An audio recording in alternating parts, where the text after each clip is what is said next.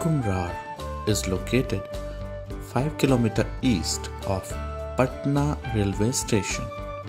Archaeological remains of Mauryan period have been discovered here. Kumhrar, a palace circuit of ancient Patliputra, etymologically is the contraction of two-syllabled Sanskrit name Kumar and Adhar. Kumar meant prince. The other word Adhar changed into Ahara. This Sanskrit lexicon at some point of time meant reservoir, a pond, or a trough for watering cattle.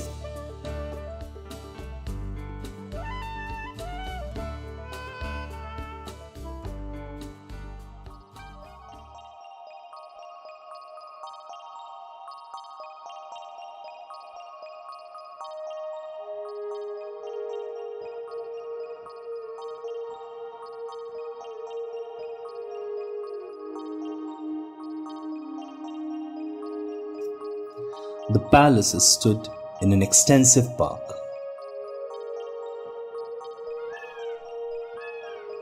It was full of tame peacock and pheasants,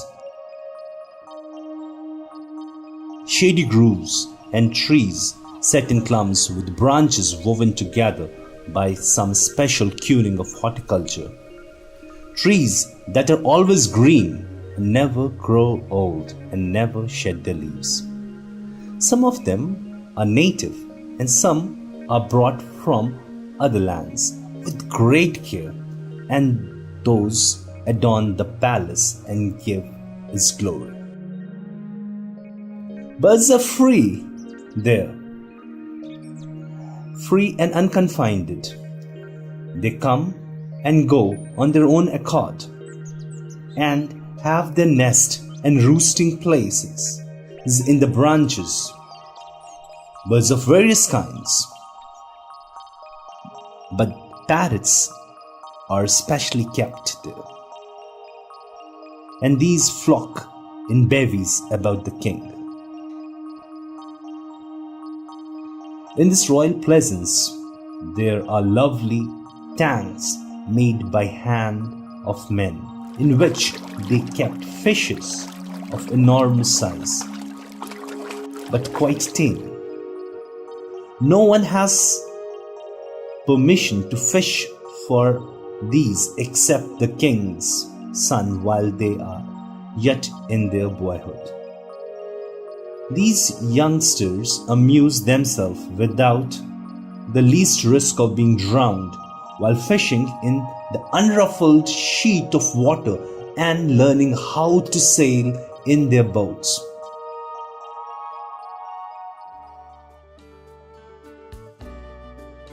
The glamorous description of Patliputra and the imperial palace complex of Chandragupta Maurya in the Greek chronicle from European scholars impelled to locate the current boundaries of the Patliputra and its palace complex.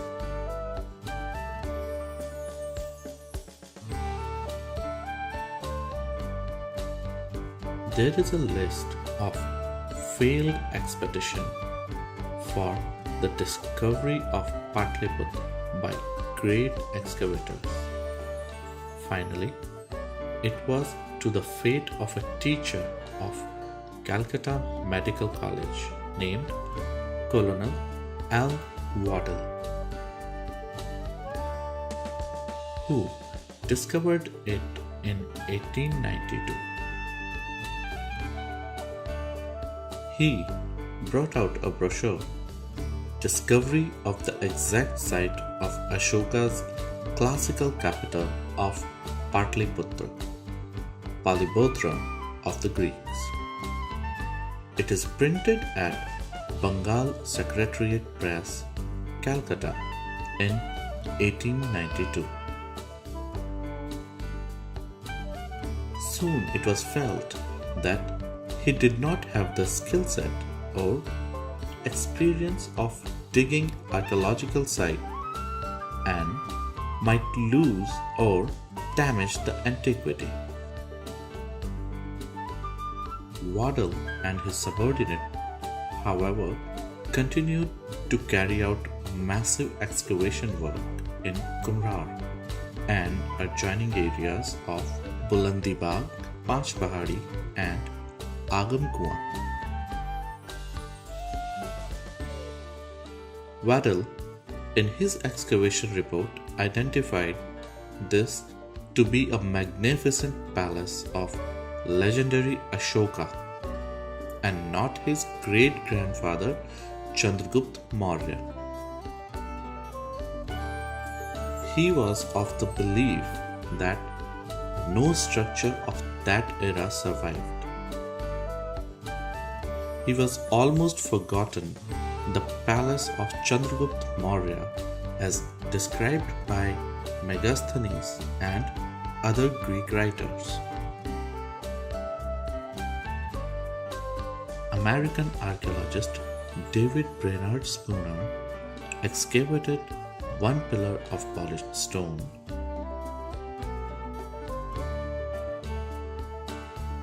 And a very large number of fragments in 1912 and 13. The excavators were able to trace 72 pits of ash and rubble on the site, which marked the position in which other pillars must once have stood. During the subsequent excavation done by K.P. Jaiswal in 1951 to 1955, 8 more such pits were found, giving the hall its present name, Assembly Hall of 80 Pillars. The pillars are arranged in 8 rows of 10 pillars each. The pillars are separated with each other by a distance of 4.57 meters.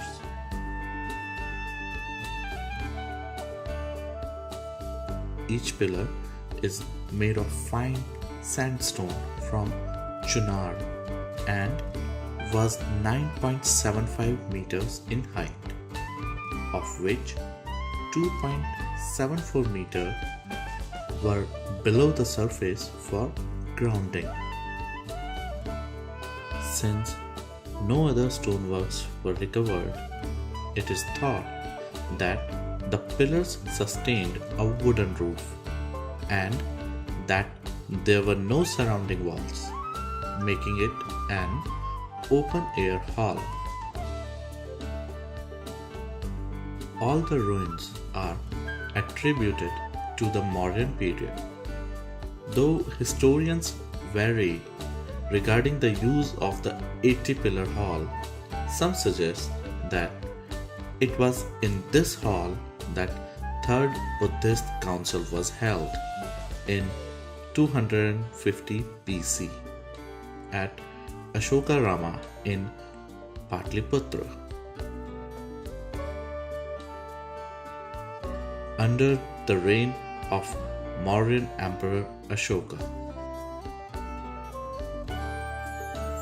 The pillared hall seems to have been located about 350 meters south of the wooden palisades of the city of Patliputra, discovered in the area of Bulandibagh, and was standing by the banks of the former Sun River,